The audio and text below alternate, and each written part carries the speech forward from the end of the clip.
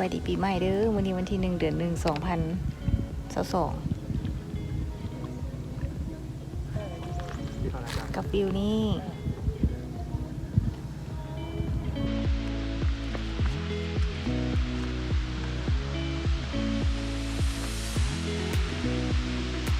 ตกตาดน้อยสวยงามอยู่เด้อว่าเป็นสายรุ่งงามเลย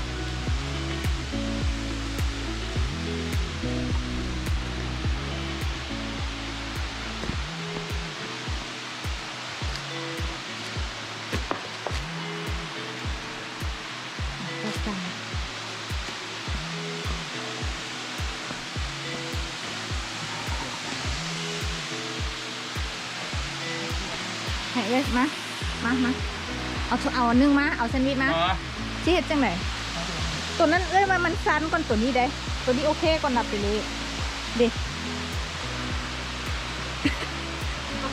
เป็นเล่เบื้องนี้โอเคกว่ามาเบื้องเอ้ยเด็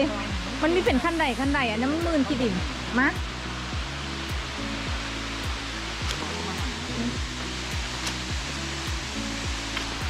เพราะว่าเอ้ยคิดว่าขาเอ้ยน่าจะบดถึงจะเลยถึงตรงนั้นอ้ายนั่นคือสิลงเขาเสร็จ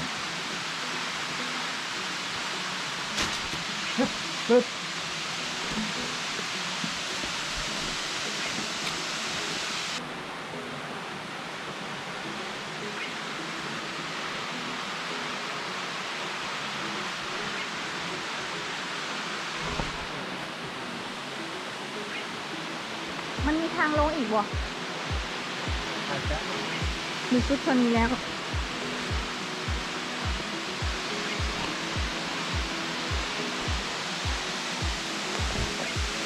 โอ้มันก็ไม่ง่ายอยู่นะ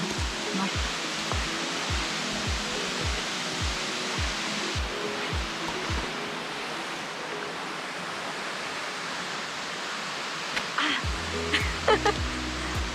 โทษเดินไปเลยปากแบบนึงจะเอามาให้อย่างหมวกโอเคเอา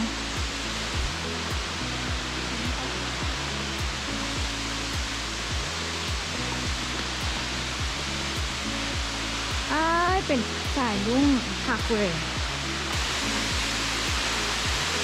มันมีแต่เฮา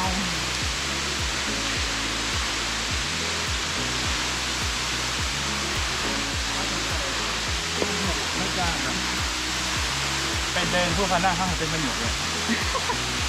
ต้องจะเอาฝนลง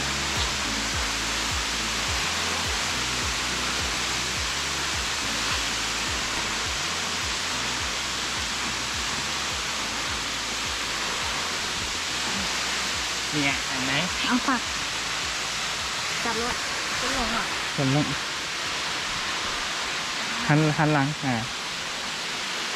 บอกให้หันหลังก็ไม่หันหลัง sorry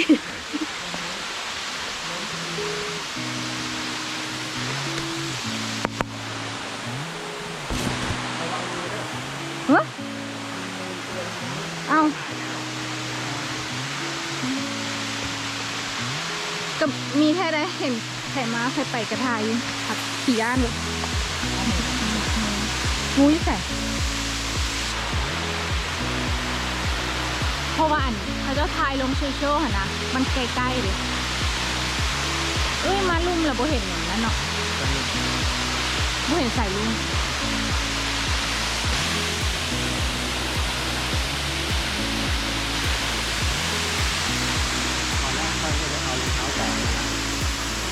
ถ้ามาโดนเขาแตะนี่ไม่รอดแน่เลยวะ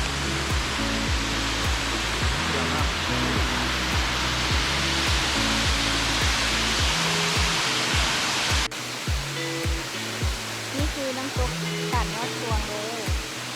แล้วที่ซุปก็มาถึงอัดคลิปเพราะไม่รู้นั่นแหละ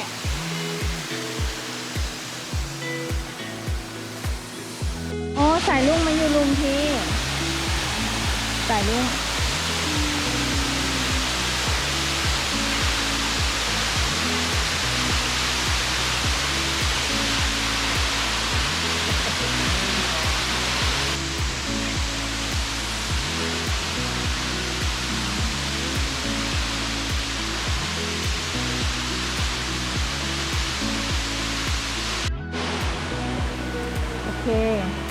ตอน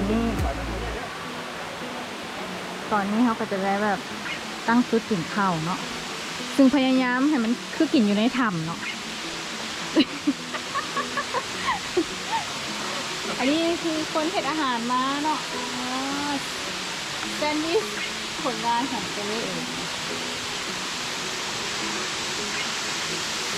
กินกับวิวตัวนี้เพอร์เฟกต์ที่สุดเลย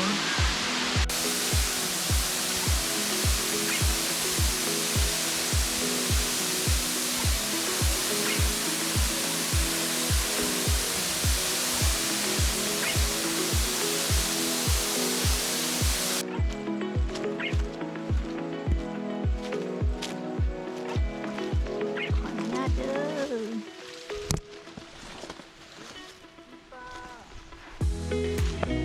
ฮ่า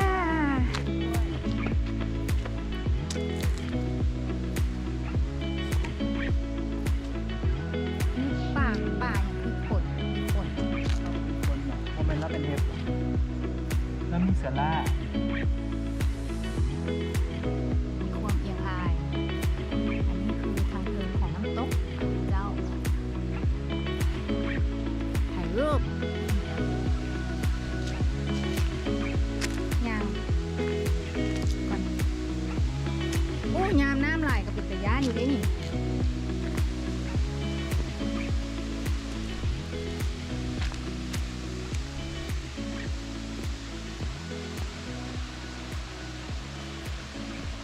น้ำตกลงไป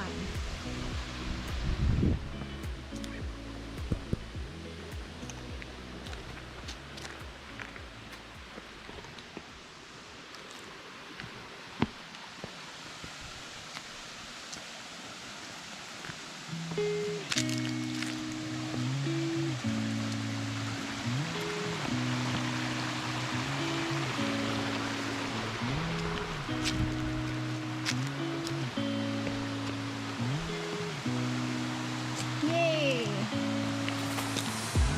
อันนี้น้ำแห้งก็เห็นตกลงนี่ ไปเล่ย่างไปฟันท้ายหูหายเรือกลับขึ้นมาทางนี้เลย ก็ขวดไปเล่